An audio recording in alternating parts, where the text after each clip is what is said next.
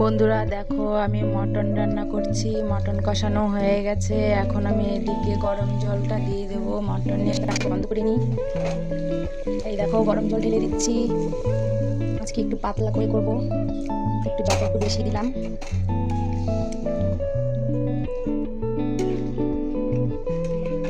আজকে মটনের পাতলা ঝোল হবে।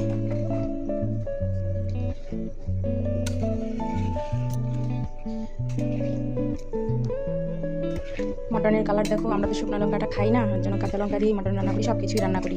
শুকনো লঙ্কাটা আমরা একদমই পছন্দ করি না। বন্ধুরা, আমার পাতলা মাটনের ঝোল হয়ে গেছে। এখন হয়ে গেছে আমার। গ্যাসটা বন্ধ করে দিলাম।